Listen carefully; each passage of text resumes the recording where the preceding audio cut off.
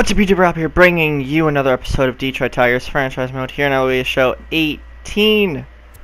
Today we'll be doing part 1 of the off-season. We're just recapping some postseason stats. So we're going to move on there, simulate a day. We have to re-sign some of our coaching staff. Players retired, all of that. Let's view retired players. We only have Marco Espinoza, who is only 23 but retires because of ability. Okay, I thought they'd fix that retirement logic, but apparently not.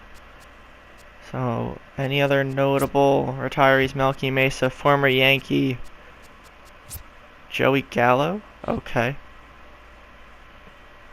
But still, that's not that many huge names, or any huge names. Some that seem familiar. Josh Tomlin, Albert Pujols, and 2 random people that were on the White Sox that I've never heard of, and I don't know if they actually exist or not. All 3 of those guys make the Hall of Fame. Pujols the given there. The other 2, I don't know how that works out. But we have some holes to fill in our coaching staff. We're going to try to bring back Will Whalen again. He is a great manager for the time that we've had him. A attribute grade and everything's a plus. +3 in arm strength, 1 in stealing, 3 in batting clutch, and 1 in hits per 9. So we're going to offer him a contract. Hopefully he re-signs. Let's check hitting coach. Anyone here? Let's go. We'll check out and offer a contract to Christian Liu, see if he takes it. He has decent coaching attributes. Looking for 1.3 for 2 to 4 years. We can do that. Now pitching coach. Okay, let's go Robbie Mendel. We'll see if he'll take that contract. He's 53 years old. First base coach. Let's see anyone with all pluses. Brian Price, former Reds manager, I believe. We'll see how if we sign him, how he does as that coach. So we have Rizzo, Verlander, Darren O'Day, and other notable free agents. Rizzo, we're gonna offer a qualifying offer to do the same. We have an option for Verlander. I'll come back to that in a second. So let's see if we could bring back. Yeah, we'll exercise the option on JV. To do that for Darren O'Day, tender qualifying offer for Rasmus. So if any of these guys leave, we'll get compensation picks, I believe, with that. So that could help us out in Season 5. Akil Morris has gone down in overall, in his, overall grade. So that's the lineup right now, where we left off. But I think we're definitely going to be making some moves. I'm not quite sure if we're able to keep Anthony Rizzo. That's our goal, but if we can't, I do have a backup plan. I know I mentioned this a while ago. Brian Price accepts the Cubs offer instead. Alright. So we got Christian Liu as our hitting coach. Whalen is still has only that offer from us so far. Pitching coach. Who else?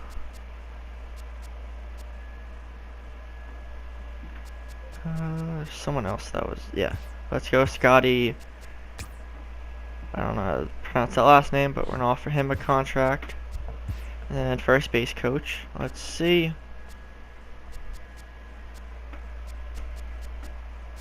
Anyone with all pluses? Andy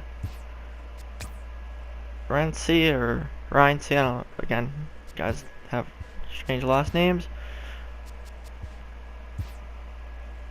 Alright, so final day to do that. Okay, he's decided he's no longer interested. Okay. We're going to continue to try and find replacements for these guys. Frank McCoy is an option.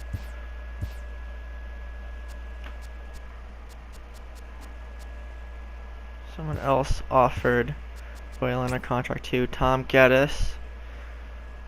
We'll offer him one as manager. Let's see. Pitching coach again, Frank McCoy. Still waiting on that. And I'll offer Reed Harrell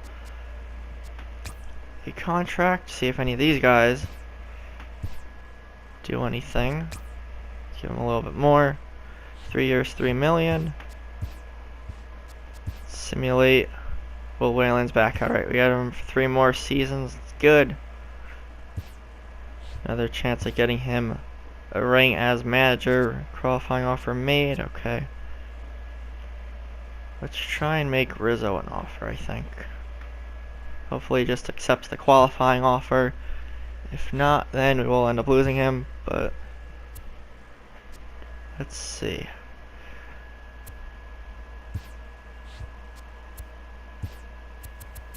Check our roster a bit. I'm just gonna check the 40-man, see if there's anyone else we need to move around. We're gonna have Joe Jimenez in the bullpen. We might need to take someone out, or if we lose Darren O'Day, then Jimenez can slot right into that setup role for us, and then eventually be the closer after things are all said and done with Kelvin Herrera, if we were to move him at any point. So Greg Bird, Peter O'Brien. So let's simulate a day, a couple days. Let's go the next half week. Andrew Miller signs with the Dodgers. That's a good signing for them. Norm Rudolph, Adam Jones, Devin Mesoraco, Yu Darvish, Jake McGee all get picked up. Anthony Rizzo goes to Milwaukee. 7-year deal. So we do lose Rizzo. He was our basically regular season MVP for the most part, and then just kind of dropped off during the playoffs. But Milwaukee picks him up. 7-year deal. So they'll have him till he's like 37. Or 38. We'll see how long that long-term deal goes. So we do need to replace him in the lineup. I do have a plan, and that involves this first guy right here, Manny Machado. We knew he was going to be a free agent. He's 95 overall, 26 years old. Hit 291, 20, and 69 this season. So we're going to go all out, try and get Manny Machado, add another Machado to our lineup and to our team. It's the best free agent option left. He's been someone I was looking at all season. That's the person I was alluding to earlier, several episodes ago. So we're going to see if we could sign Manny. Our rotation bullpen's fine. We can call up Jimenez. We'll do that a little bit later, I think. I'll just check and see if there's any other options before we do that. No, not really. No younger guys that are free agents that would probably be worth getting long term. Edwin Encarnacion, Adrian Gonzalez, Lucas Duda, Matt Adams, Darwin Barney, Will Middlebrooks. Okay, so not the best free agent class after those first couple guys. So we're going to keep poking around. We're going to offer arbitration to Aaron Judge, Robert Stevenson, Mookie Betts, Seacrest, and all those guys. Make sure we keep them around. We'll give some guys a little bit more than what they were asking for. The rest we'll just stick the same.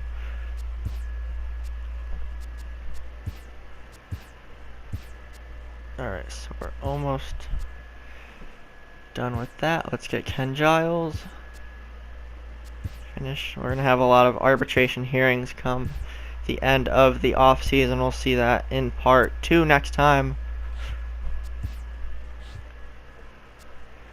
So let's see. Best hires players without contracts. We're going to tender contracts later on. But we'll make offers to some of these guys just to make sure that they stick around. Keep some of these guys a little bit longer.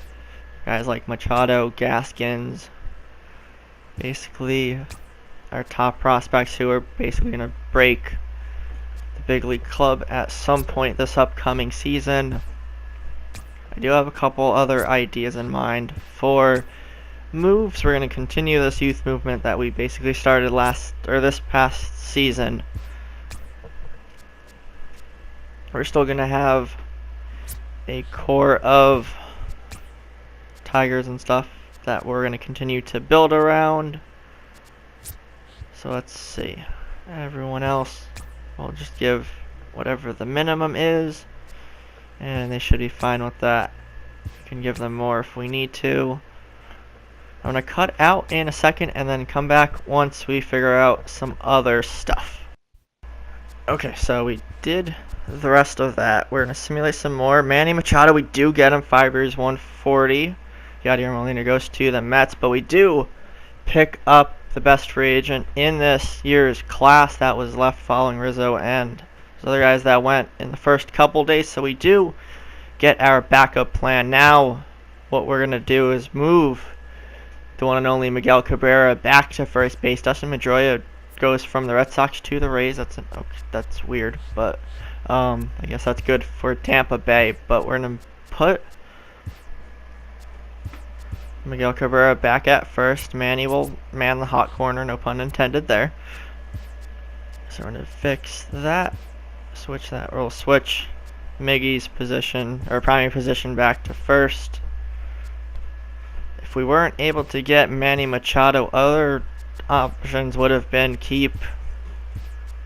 either keep Miggy at third and then just have Greg Bird start at first, or keep Miggy at first, move Steven Piscotty to third so Aaron Judge could be right field full time, and then we'll have someone else as the DH, or we could have still done Miggy as the DH, Bird at first, something like that. But we're going to set the lineup, so we'll fix that as we go just to make sure everyone is satisfied. Let's put Iglesias there for now. Manny Machado, we can move him up in the lineup. He wants to be a starter, but he'll be fine with every day. But as Season 5 progresses, once we start that in MLB 19, the show, he should be okay with that. And it'll change, as will everybody else. So we have 23 people on the roster. We're going to bring up Joe Jimenez. He's going to slot right in there. We're going to move him to reliever, I think, and we could switch him back to closer when it's time for him to be the closer, if that is what we do down the road. Oh, wrong button. Let's go back. General. Alright, let's move him to reliever. I don't think that's going to really affect his overall at all. No, it doesn't. But he'll be happy that he's on the big league club. And again, we said it before, he will be one of our setup men along with Kevin Seacrest. So we have the lefty-righty combo setting up for Calvin Herrera. So we have Miggy, who we're going to move back to first in a second, or we might do it next episode. Everyone else is good for right now. We just got to wait for some players to re-sign, accept arbitration, but that'll be later on too. Raul Mondesi is someone I want to have in the big league club this season. In the brief stint during September, he did very well for us. So I might need to make room for him. We're going to simulate some more. Omar Archer goes to the Red Sox on a 3-year deal. Okay, so there was some stuff. There was a trade that we were offered at some point that we rejected. It didn't make any logical sense for us to make, so we're not going to show that. But big signing here in part 1 of the offseason is Manny Machado. If you guys enjoyed this episode and liked that signing, be sure to leave a like, comment, share, subscribe, and all that fun stuff. Hope you guys have a great day, and we'll see everybody next time.